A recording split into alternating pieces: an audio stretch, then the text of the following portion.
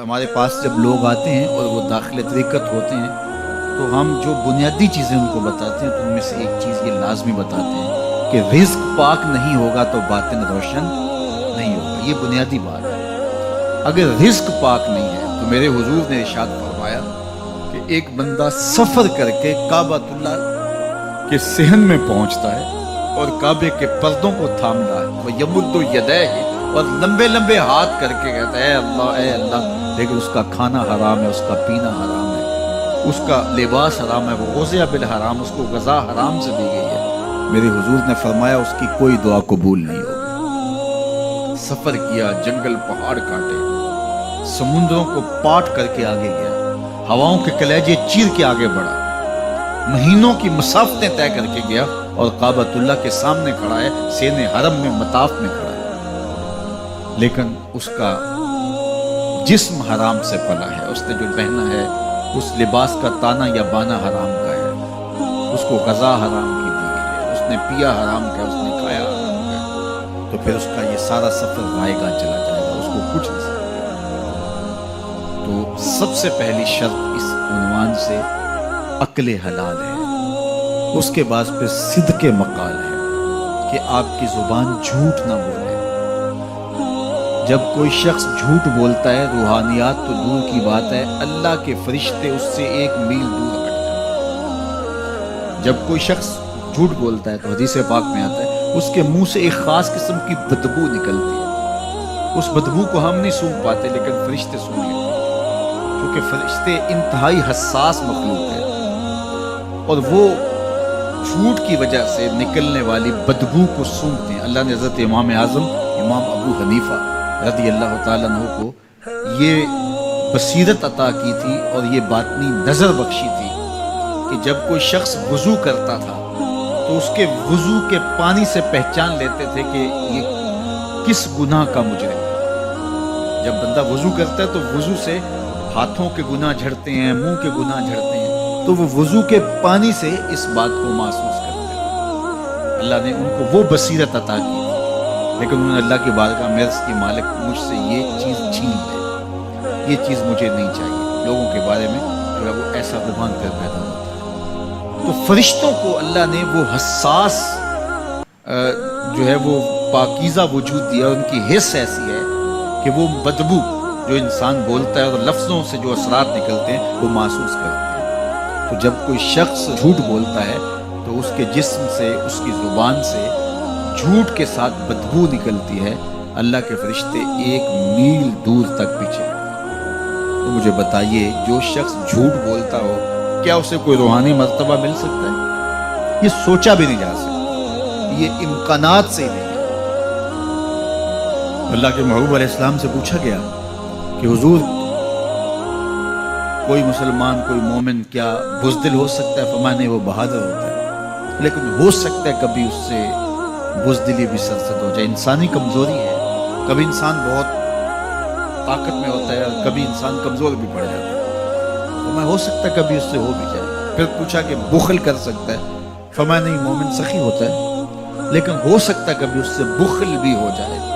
کبھی کبھی دولت اسے اچھی بھی لگنے لگ جاتی ہے, جس طرح فرمایا گیا کہ اولاد مبخلۃ مجبنۃ, یہ جو اولاد ہوتی ہے یہ بندے کو بخیل بھی بنا دیتی ہے اور بزدل بھی بنا دیتی ہے. جب اولاد نہیں ہوتی تو بندہ سخی بھی ہوتا ہے اور بندہ جو ہے وہ مشکل حالات میں بھی کود جاتا ہے, لیکن جب اولاد ہوتی ہے تو پھر مشکل حالات میں کودنے سے پہلے سوچتا ہے میرے بچے ہیں یتیم ہو جائیں گے. اس کو یہ خیال آتا ہے, پہلے ایسے مال لٹاتا ہے لیکن اولاد ہو جائے تو پھر وہ اولاد کا سوچتا ہے کہ ان کے لیے کچھ میں جمع کر لوں.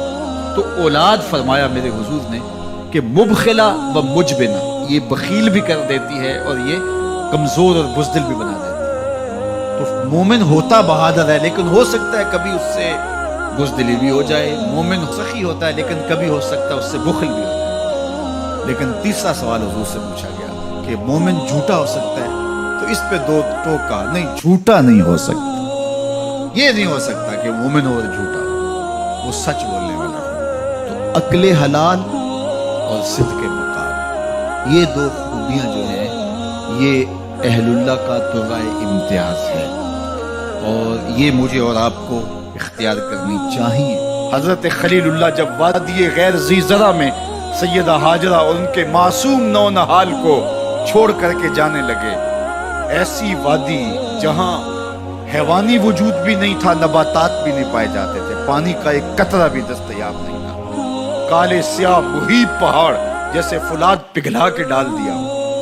वो वादी जहां दिन को भी खौफ आए, वहां हजरत हाजरा ने रातें भी गुजारी। कितना दर्दनाक लम्हा था जब सहरी का वक्त हुआ। हजरत खलीलुल्लाह दुआएं दे के रुखसत होने लगे। हजरत हाजरा सलामुल्लाह ने आगे बढ़ के अपने शौहर नामदार का दामन पकड़ लिया।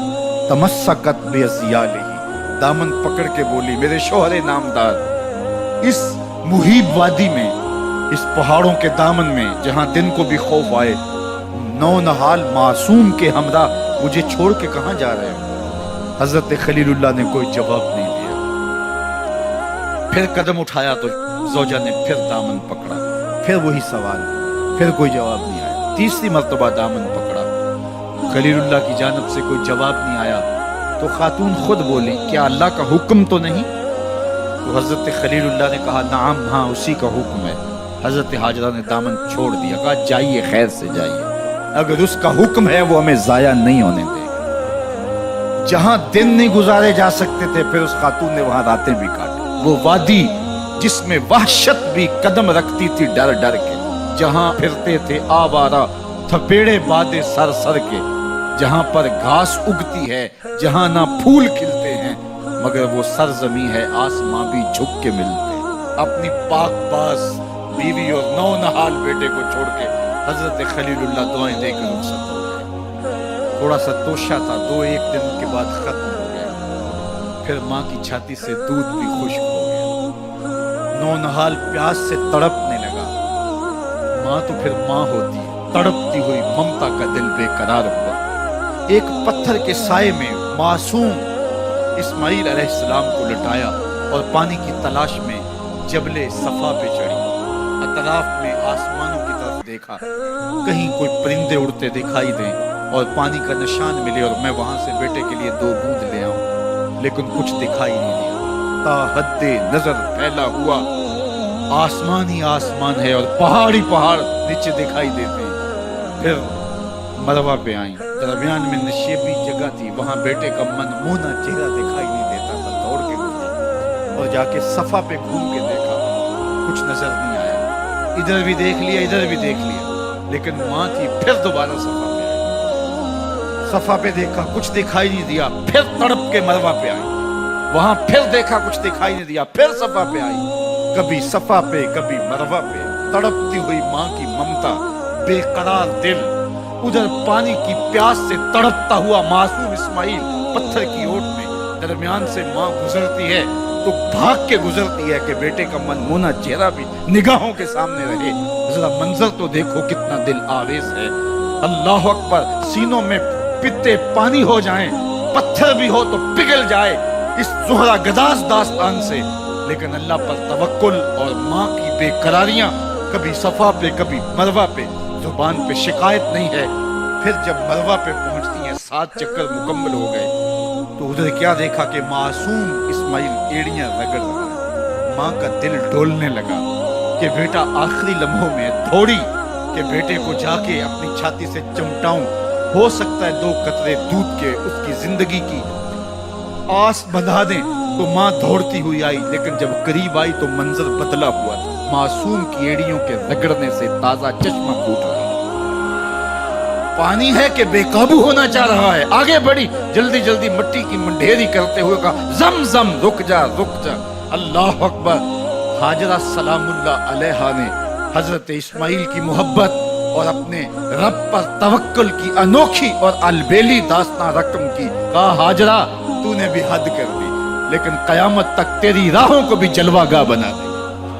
यहाँ नबी भी दौड़ेंगे, वली भी दौड़ेंगे, गौस भी दौड़ेंगे, कुतुब और अब्दाल भी दौड़ेंगे, शहनशाह भी दौड़ेंगे, कज कुला भी दौड़ेंगे। ये दौड़ना हम इबादत बना देंगे, हत्ता कि इमामुल अंबिया भी उन राहों की साई करते रहे। अजीब रंग, अजीब मंजर और अजीब कैफ का आलम। अच्छा, यहाँ रुक के एक बात करना चाहूंगा, अगर आपकी तवज्जो हो, जहाँ हजरत हाजरा दौड़ी और उनके मुबारक कदम वहां लगे और लग के हट गए, आरजी निस्बत है, मुस्तकिल निस्बत नहीं है। जहां उनके कदम लग के हट गए वो जगह तो जलवा गाह बन गई, और जहां हुजूर खुद जलवा फरमा है वो गुंबद खजरा जलवा गाह क्यों नहीं हो सकता। अब ये पानी जहां हजरत इस्माइल के कदम लगे, ये पानी दुनिया का अजीम तरीन पानी है, और फिर इसका प्रोटोकॉल ये है, इसको खड़े होकर पिया जाता है। यार यहाँ भी रोक के एक बात कह दूं, हजरत इस्माइल के कदमों को छूने वाले पानी का प्रोटोकॉल है कि उसके लिए खड़े हो जाएं, और हजरत इस्माइल मस्जिद अक्सा में जिसके पीछे खड़े होकर नमाज पढ़ते हैं, उस इमाम के लिए खड़े होकर मुस्तफ़ा जाने रहमत पे लाखों सलाम पढ़ लें, तो इसमें शिरक कहां से आ जाएगा। तो ये तकरीम है, ये इज्जत है उस पानी की कि उसने हजरत ज़बीहुल्लाह के कदम छुए हैं। तो ये सारा हज अल्लाह अकबर हमें हमारे माजी से जोड़ता है।